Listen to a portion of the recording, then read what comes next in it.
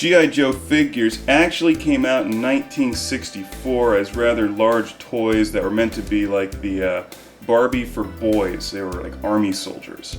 Now what most of us know is G.I. Joe, A Real American Hero, which came out as a re-release or a new attempt to re-release G.I. Joe as smaller action figures in 1982. And this is really my most prized comic book that my dad got me many years ago because I was huge into G.I. Joe back in the 80s.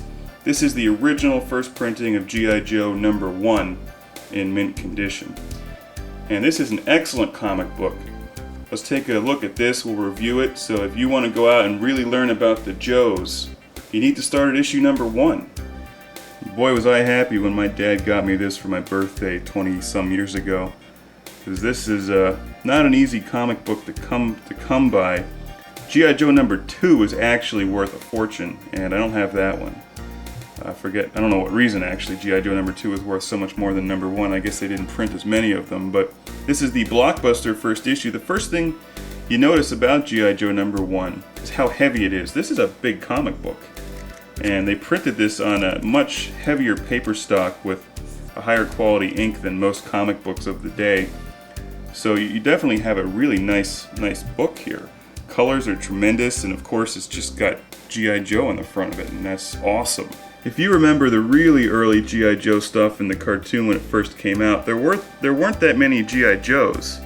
There were really just a few of them, and they all had more or less matching green army-style outfits, and there was a tank. So this was before they really started coming out with hundreds of various G.I. Joe and Cobra action figures and characters. So there aren't that many of these guys in the first issue. But let's take a look at the comic book.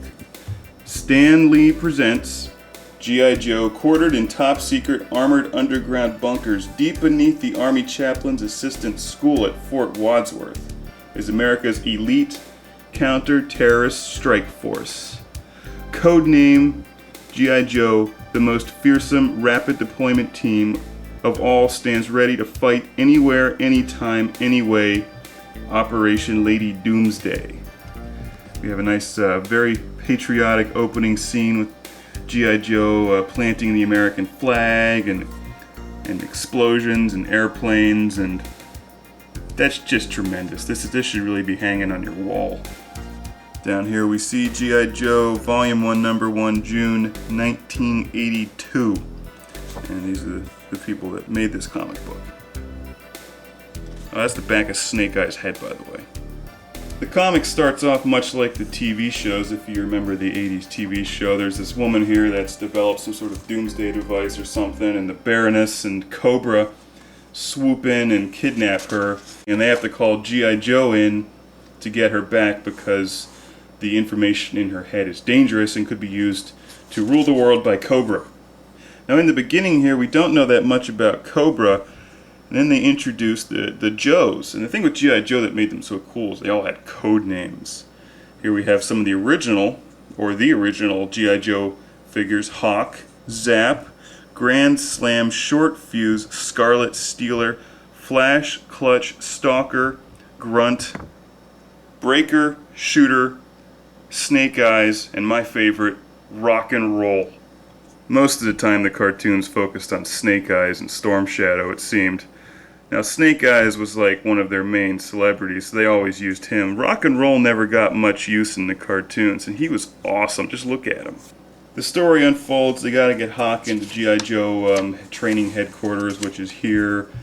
And you can see there's guys just like hanging out underwater and shooting things with laser beams and fighting.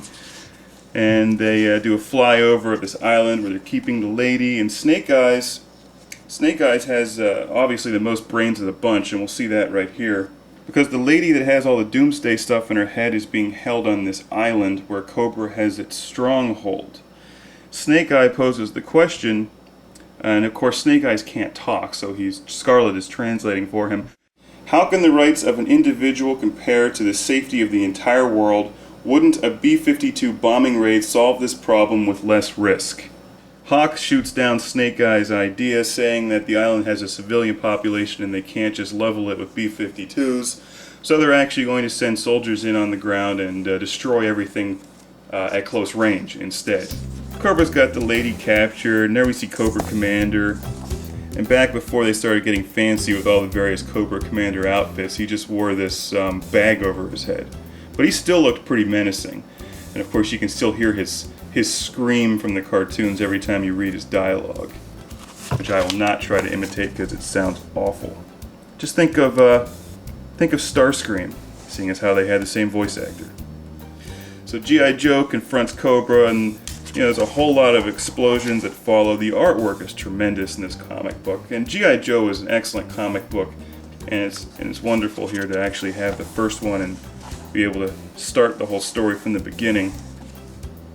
I think what I loved about G.I. Joe and what so many other people like is that it was just non-stop action and just really exciting characters, and they had Cobra made out to be this terrible, terrorist operation.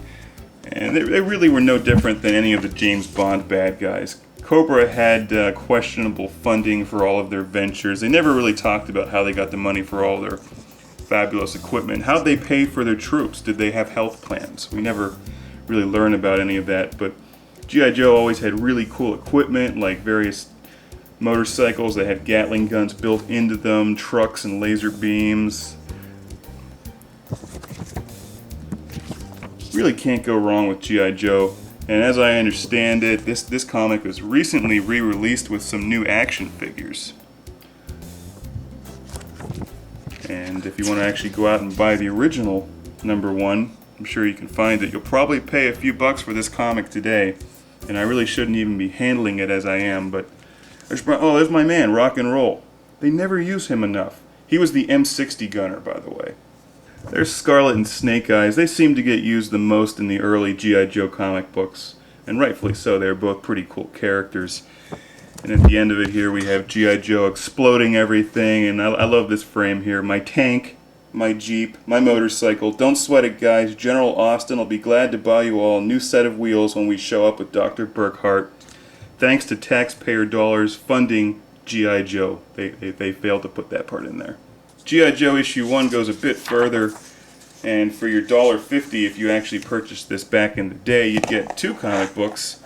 Another one here called Hot Potato, which is a different adventure with G.I. Joe, and we have Scarlett and Rock and Roll there, but this one's not very exciting, and the artwork isn't nearly as good as the artwork in the main comic book. But we'll go a bit further here. Being that there were numerous G.I. Joe figures to collect, they give you an advertisement here to collect them all. And remember, this was the artwork that you'd get on the packaging back in the day when you bought some G.I. Joe figures. I only had a few of the really old ones. I think I had Scarlett and Snake. Everybody had Snake Eyes, and he was the most popular one, of course. I had Rock and Roll, and G.I. Joe was pretty awesome. You get a free Cobra Commander if I cut this thing out and send it in with a bit of money, which I'm not going to do because this comic book is very valuable to me. Get some pictures here. Give you little descriptions of each of the characters at the end of the book. There's Scarlett. Never used this guy that much. That's Flash. He's like a laser soldier. And this guy over here, was that Breaker? Yeah, Breaker. Communications. They try to give him little personality quirks, like he was always chewing gum. G.I. Joe is very exciting. This first issue is an excellent comic book, and this is a collector's item today, but they've reprinted it since then. In fact, I think you can find a reprinting fairly inexpensively, and it's something you probably would enjoy. It's a very well-drawn comic book. Great colors, great artwork, and of course, excellent characters. And in closing, I just have to say once again, thanks, Dad. 20-some years later, I'm still getting enjoyment out of G.I. Joe #1.